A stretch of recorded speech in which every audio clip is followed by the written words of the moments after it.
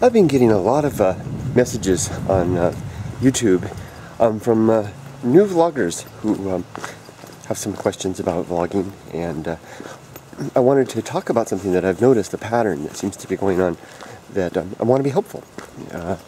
It seems that a lot of new vloggers, I made a video yesterday, Carry On Molly, where I was talking about, basically just, being yourself and talking and sharing your life with others and not worrying so much about scripting things out or producing something to say. And what I've noticed is that a lot of new vloggers share the same anxiety about turning the camera on, which is quite understandable. How gozaimasu? But the thing that is, it's not, the word disturbing isn't the word, it saddens me in some ways, is how I've noticed this over not just months but years. A lot of new vloggers will appear on the scene, make start a channel, make a few videos, and then disappear. And some of them have told me that the reasons that they don't last is because people aren't watching their videos. And the reason that concerns me is that in giving up like that, and I've done the same thing myself, so I'm not talking as one that is immune to this. I mean, I'm talking as one who's experienced it firsthand, and that's why maybe I have something I can share about it. So, for some reason, with creative endeavors, we don't view them in the same way that we do athletic endeavors or academic endeavors or even business ventures. And those three types of things, athletic, academic, and business ventures, everyone seems to understand that an investment has to be made in order to get a return.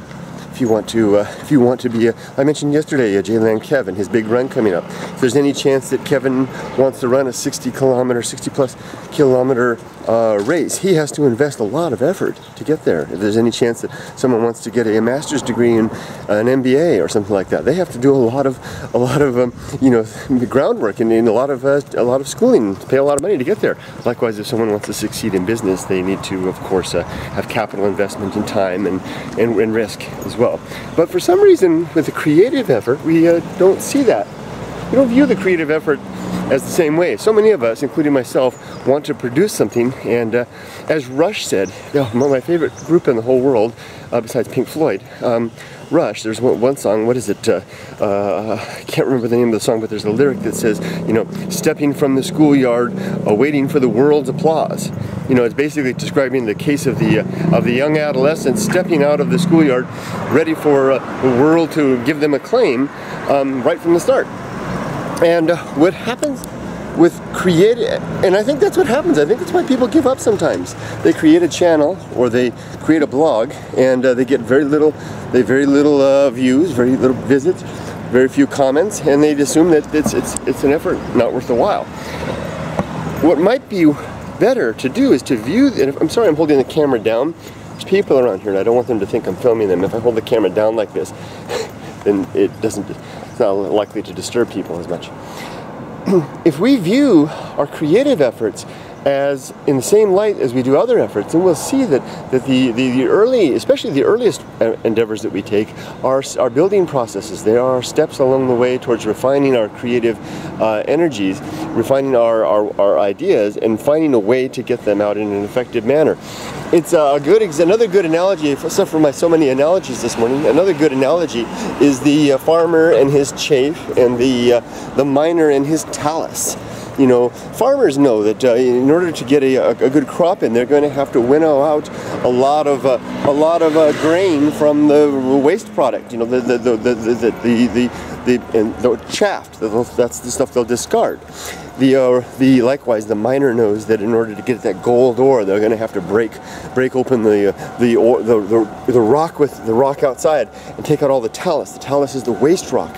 And any successful mine, if you've ever visited a mine, and I visited plenty out in the desert, one of the evidence of success in mining is huge piles of waste rock. That's right, you'll have the shaft, and then you'll have these giant, I've made a video before about how I'd see these out in the desert, these big piles of waste rock, and that would be evidence of a successful mine. To have a successful mine, you have to have heaps and heaps of waste rock that really is just the result of the creative effort, that they extracted the mineral out of that and took that away and did something else with it.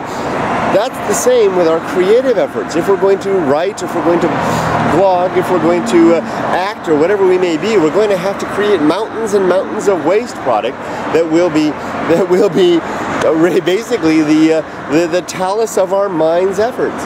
Now, it doesn't necessarily mean that it's a true waste. For example, let's go back to the farmer and his chaff.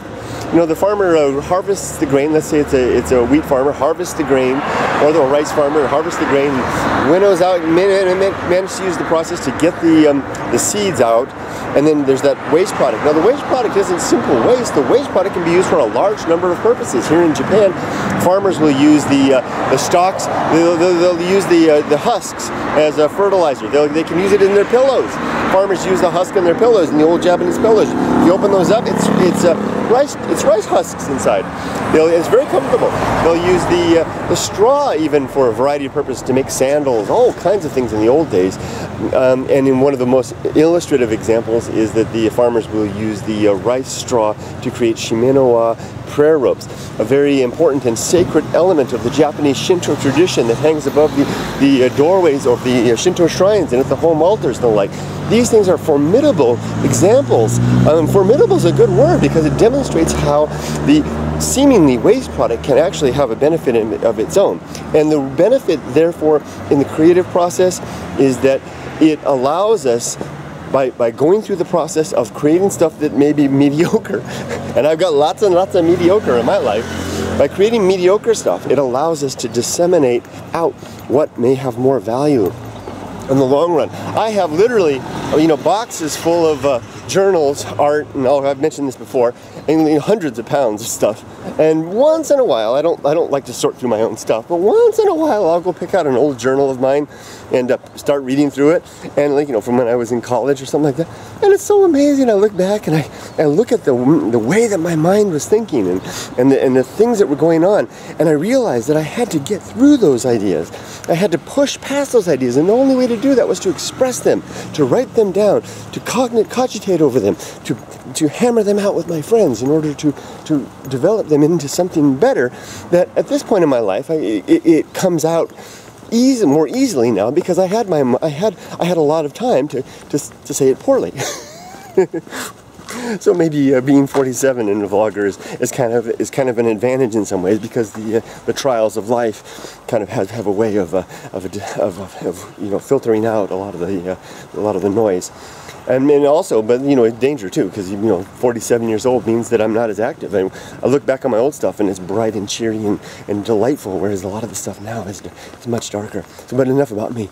Let's talk about you guys. You new vloggers, you new bloggers, you new artists, you new poets, you new writers. My message to you is, remember that the creative process is one that involves mining and extracting the gemstones from the ore.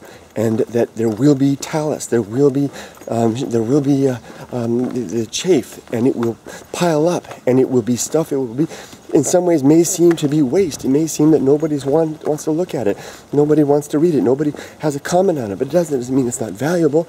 That doesn't mean that you shouldn't do it. You should carry on. If you're going to be just like that runner, just because you don't feel like running today, get up and do it anyway. Just because no one saw you out there taking the effort, do it anyway.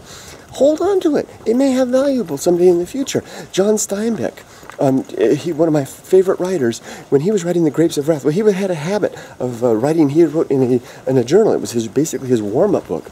That when he was writing The Grapes of Wrath, every day he would get up and he would write for an hour in a book called Well, it was just a journal. It was a writing journal. He used it to warm up.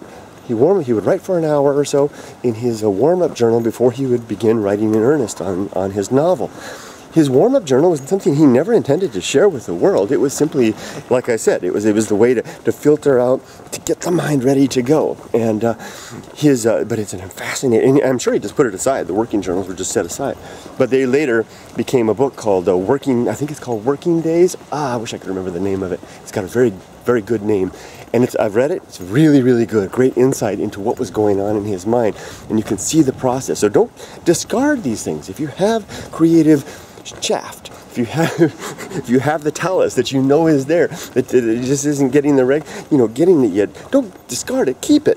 but carry on and don't despair. Doesn't mean you have to stick with the same thing forever. You know, like I said, I did a lot of writing and poetry and stuff like that, and that may have gone nowhere, and this may go nowhere. Then maybe all of it will go nowhere, and then I'll just be bones at the bottom of the sea again, and that's okay.